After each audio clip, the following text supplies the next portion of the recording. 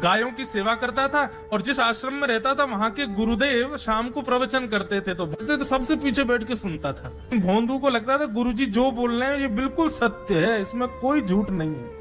एक दिन गुरुजी प्रवचन करते हुए बोले, यमुना के पल्ली पार भांडीर वन में ठाकुर जी गैया चराने आए। भांडीर वन का नाम सुनते भोंदू कान खड़े हो गए। बोले भांडीर वन तो मैं जाता हूं गैया लेके, मुझे तो कभी मिले नहीं वहां पे।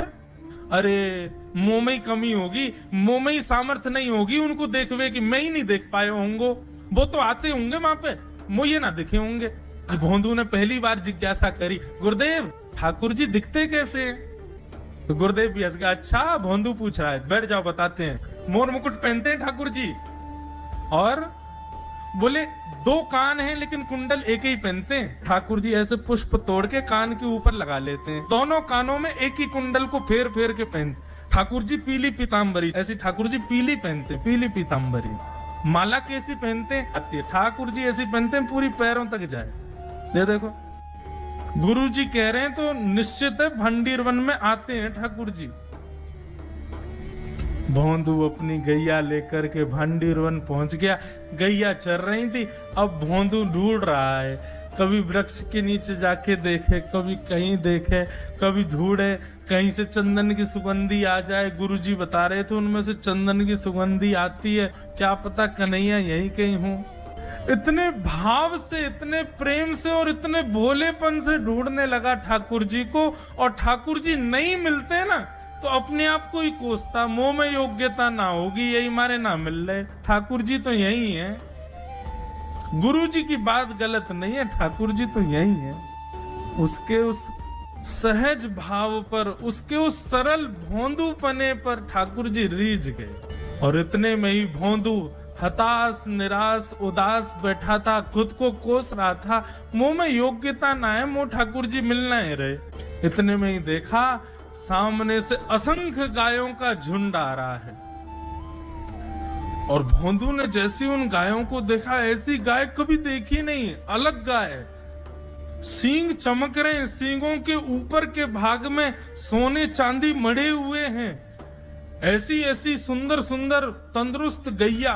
तभी देख रहा है भोंदू पीताम्बरी पहनी है, गले में वैजंती माला धारण की है, सिर पर पाग पहनी है, एक कान में कुंडल है, मंद मंद मुस्कुरा करके दतुइयां दिखा रहे हैं, कटाक्ष नेत्रों से कभी इधर देख रहे हैं कभी उधर देख रहे हैं, अपनी वेणु को कमर में कस करके गैयाओं के गले में गलवैयां डाल करके श्याम सुंदर भोंदू की तरफ चलते भय आ रहे हैं। ये दृश्य देख कर के हाथ पांव कांपने लगे भोंदू के।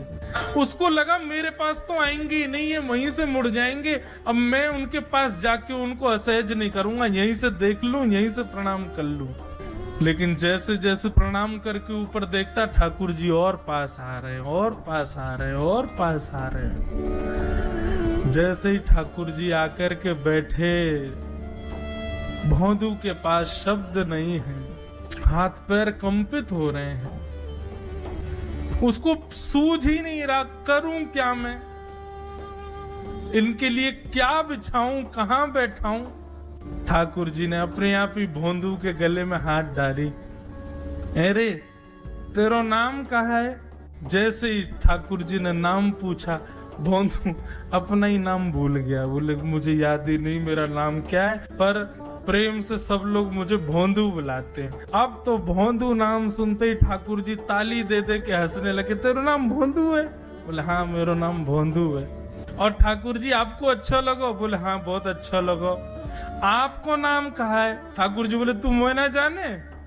बोले जानू तो ना हूं, लेकिन गुरुजी ने जैसो रूप बताया वैसो ये आपको, तो आप कहीं नंद नंदन तो नहीं हो? ठाकुर जी बोले हाँ मैं नंद नंदन नहीं हूँ, यशोदा जी को लाला, नंद जी को लाला। भोंदू बोलो जय हो भगवान, आज आपके दर्शन है गए। गुरु जी और सब बालकन को तो आप शायद रोज ही मिलते होंगे, लेकिन मैं ही अभागो, मुँह को आप आज ही मिले हो। ठाकुर जी बोले अब चल बात मत बनावे, जल्दी कछु खवा, मुँह को भूख लग रही है। भोंदू एक कपड़े में रोटी बांध के उसमें मिर्च और गुड़ रख करके लेके गया। 2 रोटी थी।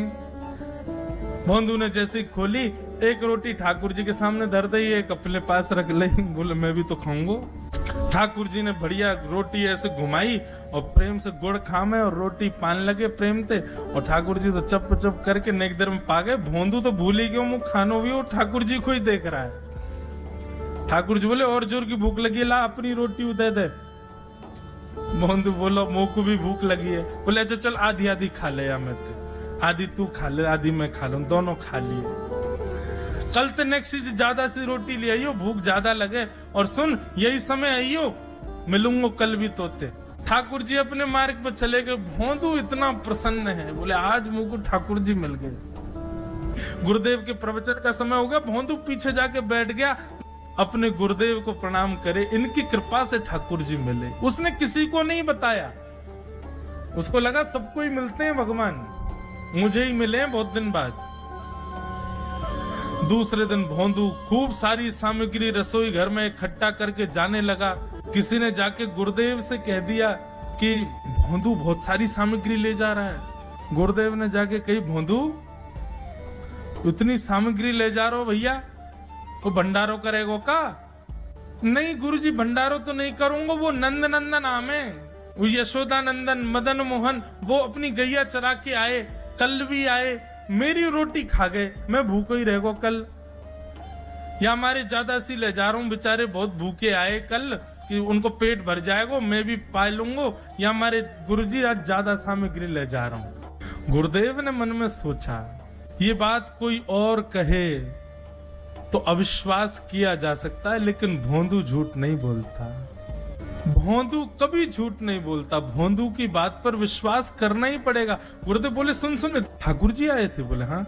अच्छा उनका रूप कैसा था? जैसा रूप आपने बताया था ना गुरुजी, बिल्कुल वैसा, ऐसे कटाक्ष नेत्र, मोती जैसे दांत, ठाकुर जी की मुस्कान ऐसी, पाग ऐसी, कान ऐसे। गुरुदेव के तो नेत्र बंद हो गए, वे सब अनुभव करने लगे।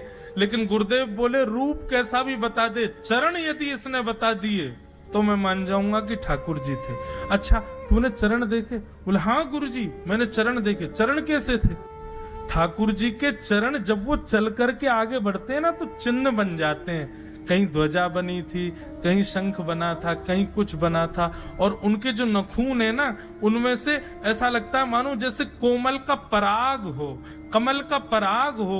और चरणों का रंग कैसा, जैसे मानो जैसे गुरुदेव कमल होता है ना, कमल की आकृति, ऐसे ठाकुर जी के चरण। जब चरण का यथावत वर्णन भोंदू ने कर दिया, गुरुदेव समझ गए, बोले निश्चित ठाकुर जी आते। नहीं तो भोंदू कहाँ जाने, इतनी बुद्धि नहीं है उस पे कि वो इतना सब कुछ ढूंढ धाड़ के मुझे बताए। भोंदू एक काम करेगा? बोले हाँ। ठाकुर जी आएंगे तो तेरे सखा बन गए? बोले हाँ। तो उनको लेकर के आश्रम आ जाए। भोंदू बोला कि इतने योग्य बालक हैं, लेकिन ठाकुर जी ने किसी से नहीं कही, मुझसे कही है। अगर मैंने ये काम नहीं किया तो मेरा जीवन व्यर्थ है। भोंदू को लगा ठाकुर जी सबसे ही मिलते हैं, गुरुजी किसी से भी कह के बुलवा लेते, मुझको काम दिया।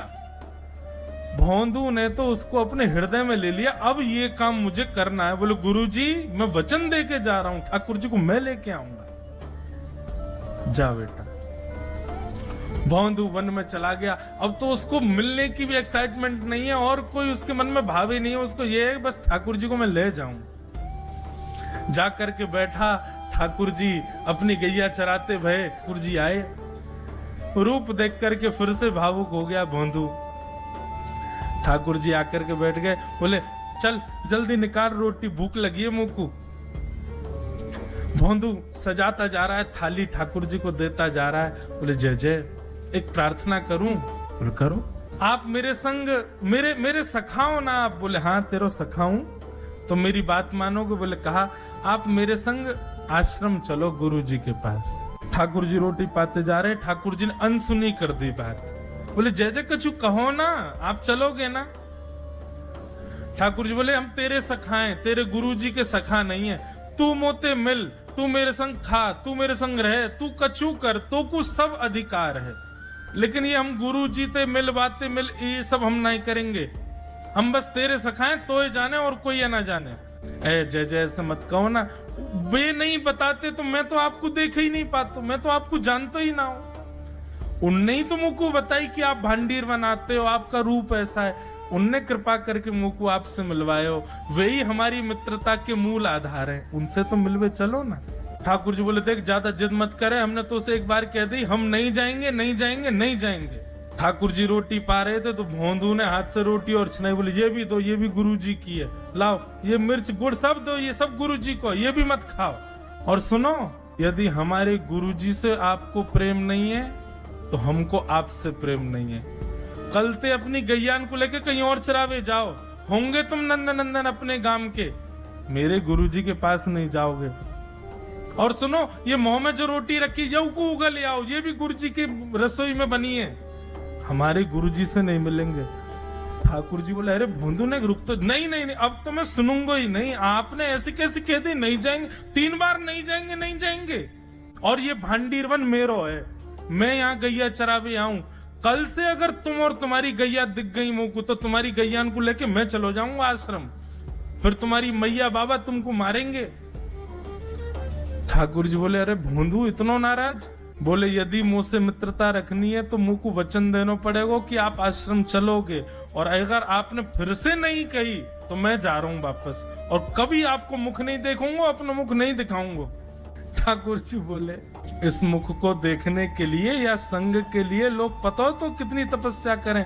बोले जो तपस्या करें उनको मुबारक, तुम मुंह को ना चाहिए, मुंह ना मिलनो तुमते, मुंह कोई गरज ना पड़ रही तुमते, आज तक नहीं मिले, कल ही तो मिले हो मोते, वो भी गुरुदेव की कृपा से मिले हो, जाओ मत मिलियो, मुझे ना चाहिए तुम। ठाकुर जी बोले मैं तो ना जाऊंगा, मैं तो तेरे पास ही रहूंगा। बोले तुम मत जाओ, मैं जा रहा हूं। कि जाने लगा वापस।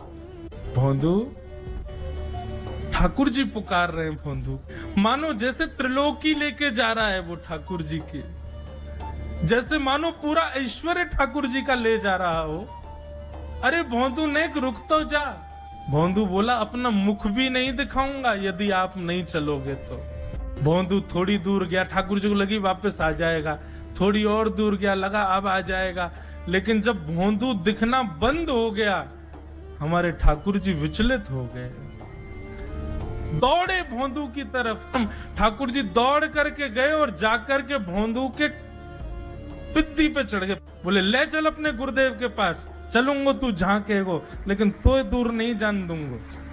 और भोंदू ठाकुर जी को ऐसे ऊपर चढ़ा करके लेकर के आश्रम जा रहा है। गुरुदेव आकर के खड़े हो गए और मन में बस विचार कर रहे थे, हाथ पांव कांप रहे थे। बोले ठाकुर जी आएंगे कि नहीं। इतने में ही भोंदू आया और तभी देखा भोंदू के पिद्दी पर ठाकुर जी टंगे भय आ रहे हैं।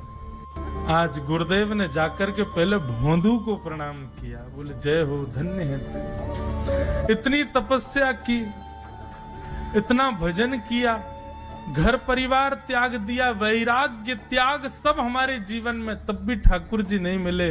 लेकिन वारे भोंदू, तेरी सरलता, तेरी सहजता, तेरा ये निर्मल भाव कि ठाकुर जी तेरे अधीन होके यहाँ आश्रम तक चले आए।